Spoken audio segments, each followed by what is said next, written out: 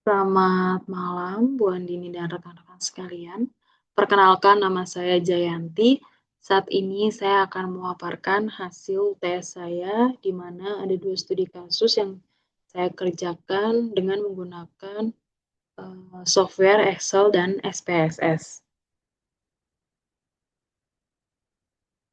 Studi kasus yang pertama, seorang mahasiswa teknik sipil melakukan survei terhadap lama kunjungan pengunjung di sebuah ruang terbuka publik atau taman kota untuk mengevaluasi kenyamanan fasilitas pedestrian dan area duduk.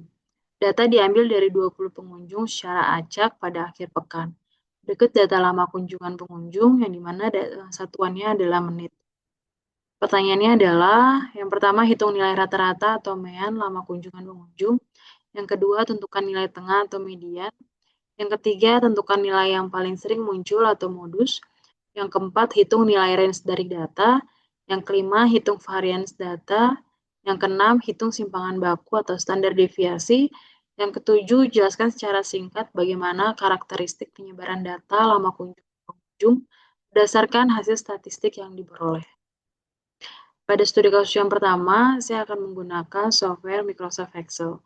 Data dari pertanyaan yang tadi sudah dimasukkan ke dalam Excel sebanyak 20 data. Yang pertanyaan pertama itu adalah hitung nilai rata-rata atau mean lama kunjungan pengunjung. Perhitungan mean atau rata-rata dapat dilakukan menggunakan fungsi sama dengan average range data, di mana data yang dimasukkan adalah data dari B3 sampai B22 dengan rumus yang digunakan sama dengan average B3 sampai B22. Maka nilai mean yang dihasilkan adalah 32,25 menit. Selanjutnya, kita menentukan nilai tengah atau median. Perhitungan median atau nilai tengah dapat dilakukan menggunakan fungsi sama dengan median range data, di mana data yang dimasukkan adalah data dari B3 sampai B22 dengan rumus yang digunakan sama dengan median B3 sampai B22. Maka setelah rumus yang sudah kita masukkan, maka dapat nilai median didapat adalah 32 menit. Selanjutnya, tentukan nilai yang paling sering muncul atau modus. Modus dapat dihitung menggunakan fungsi sama dengan mode.sngl range data, yang dimana data yang dimasukkan adalah dari B3 sampai B22 dengan rumus yang digunakan sama dengan mode.sngl B3 sampai B22. Rumus dimasukkan, selanjutnya nilai modus yang didapat adalah 30 menit. Lalu kita akan menghitung nilai range dari data. Untuk menghitung nilai range atau jangkauan data statistik, gunakan rumus selisih antara nilai tertinggi dan terendah, sama dengan max data dikurang min data. Data yang dimasukkan adalah B3 sampai B22 dengan rumus yang digunakan, sama dengan max B3 sampai B22 dikurang min B3 sampai 22. Maka nilai range yang bisa kita dapat adalah 15. Selanjutnya, kita menghitung variance data. Untuk menghitung variance data, gunakan rumus sama dengan var.s data, yang dimana data yang dimasukkan adalah data dari B3 sampai B22 dengan rumus yang digunakan sama dengan var.s B3 sampai 22. Maka data yang dihasilkan adalah 19,57. Selanjutnya, hitung simpangan baku atau standar deviasi. Untuk menghitung standar deviasi, gunakan rumus sama dengan stdev.s data. Data yang dimasukkan adalah data dari B3 sampai B22 dengan rumus yang digunakan sama dengan stdev.s B3 sampai B22. Maka nilai standar deviasi yang didapat adalah 4,42. Jelaskan secara singkat bagaimana karakteristik penyebaran data lama kunjungan pengunjung berdasarkan hasil statistik yang diperoleh. Maka hasil statistik yang diperoleh adalah pada nilai mean adalah 32,25 menit, median adalah 32 menit, modus adalah 30 menit, range adalah 15 menit, varian data adalah 19,57 menit, standar deviasi 4,42 menit. Kesimpulannya adalah pada hasil statistik yang sudah diperoleh, maka dapat disimpulkan bahwa rata-rata pengunjung berkunjung ke ruang terbuka atau taman kota adalah 32,25 menit, yang tidak berbeda jauh dengan nilai tengah. Waktu yang sering digunakan pada pengunjung untuk menikmati fasilitas pedestrian adalah 30 menit. Nilai range yang didapat adalah 15 menit, di mana menunjukkan selisih data terendah dan data tertinggi. Varian data dari hasil tersebut berada di 19,57 menit, menunjukkan tingkat variasi data, dan standar deviasi adalah 4,42 menit, adalah data yang berkumpul di sekitar rata-rata. Selanjutnya pada studi kasus yang kedua. Seorang mahasiswa teknik sipil melakukan pengamatan pada sebuah saluran drainase perkotaan untuk mengetahui hubungan antara debit aliran dengan tinggi muka air saluran saat hujan berlangsung. Berikut data hasil pengamatan lapangan, yang dimana ada 10 titik yang kita amati, baik itu debit aliran dan tinggi muka air. Pertanyaannya adalah, gambar sketcher plot hubungan antara debit aliran dan tinggi muka air saluran. Yang kedua, hitung koefisien korelasi persen. Yang ketiga, tentukan persamaan regresi linear. Yang keempat, interpretasikan nilai slope dan intercept dari hasil regresi. Yang kelima, jelaskan apakah hubungan antara debit aliran dan tinggi muka air saluran signifikan dan kuat secara statistik. Pada kasus yang kedua, saya menggunakan software SPSS. Masukkan data yang kita butuhkan pada aplikasi SPSS, lalu masukkan sebanyak 10 data yang sudah disediakan di data view. Selanjutnya, pada variabel view, kita bisa membuat variabel X dan Y, di mana X adalah debit aliran dan Y adalah tinggi muka air. Yang pertama itu adalah kita menggambar sketcher plot hubungan antara debit aliran dan tinggi muka air saluran. Pada SPSS, kita klik Grids, lalu klik Legasi Dialogs, lalu klik Sketcher atau Dot, kemudian pilih Simple Sketcher, lalu klik Define. Selanjutnya, tarik debit aliran ke X-aksis dan tarik tinggi muka air ke Y-aksis. Kita bisa lihat pada gambar.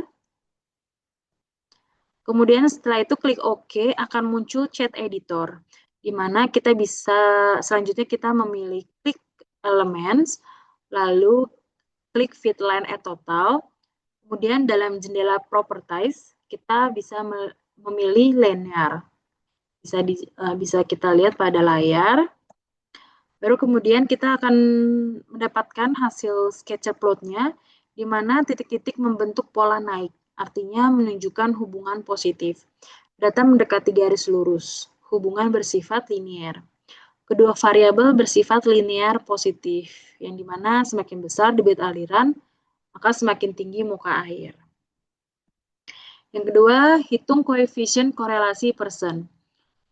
Selanjutnya kita akan klik Analyze, pilih Correlate, baru klik Bivariate. Baru pindahkan kedua variabel ke kotak variables.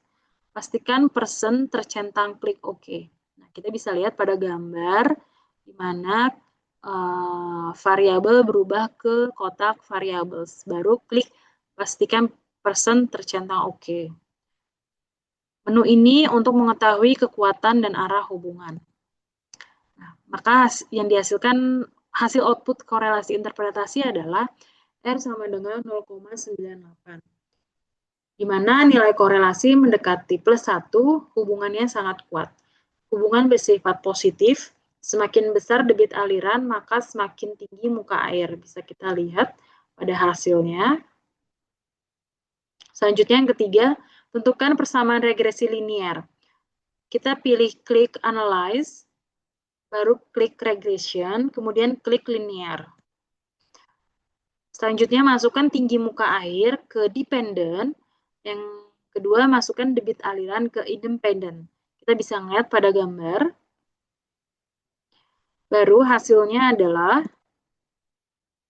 pada koefisien hasil regresi konstanta 2,213, koefisien regresinya adalah 0,135. Maka persamaan regresi linear adalah Y sama dengan 2,213 plus 0,135X. Yang keempat, interpretasikan nilai slope dan intercept dari hasil regresi. Hasil regresi di mana konstanta 2,213, koefisien regresi 0,135. Persamaan regresi linear Y sama dengan 2,213 plus 0,135X. Maka nilai slope 0,135 artinya adalah nilai positif menunjukkan hubungan searah. Setiap kenaikan debit aliran sebesar 1 liter per detik, maka tinggi muka air saluran drainase diprediksi akan meningkat sebesar 0,135 cm. Nilai intercept 2,213. Jika debit aliran 0 liter per detik, maka diprediksikan tinggi muka air adalah 2,213 cm. Yang kelima, jelaskan apakah hubungan antara debit aliran dan tinggi muka air saluran signifikan dan kuat secara statistik. Hubungan antara debit aliran dan tinggi muka air yang signifikan dilihat dari tabel ANOVA, digunakan untuk mengetahui apakah variabel independen atau debit aliran secara serentak berpengaruh signifikan terhadap variabel dependen atau tinggi muka air, di mana nilai F yang dihitung didapat sebesar 2.638,475. Nilai signifikannya adalah 0,000 atau P kurang dari 0,001. Karena F yang dihitung sangat besar, maka model regresi ini valid atau layak digunakan. Artinya, debit aliran secara signifikan mempengaruhi tinggi muka air pada saluran drainase. Kuat secara statistik, untuk melihat seberapa kuat pengaruh debit aliran secara statistik, nilai T hitung untuk debit aliran adalah 51,366, nilai signifikan adalah 0,000. Kesimpulannya, karena nilai sink 0,00 lebih kurang dari 0,05, maka debit aliran berpengaruh sangat signifikan secara statistik terhadap tinggi muka air. Kesimpulannya adalah hubungan antara debit aliran air dan tinggi muka air saluran adalah signifikan secara statistik dan memiliki hubungan yang sangat kuat. Perubahan debit aliran merupakan faktor penentu yang sangat valid terhadap ketinggian air di saluran drainase perkotaan tersebut. Demikian hasil paparan dari saya, 2 studi kasus yang sudah saya kerjakan. Terima kasih, selamat malam.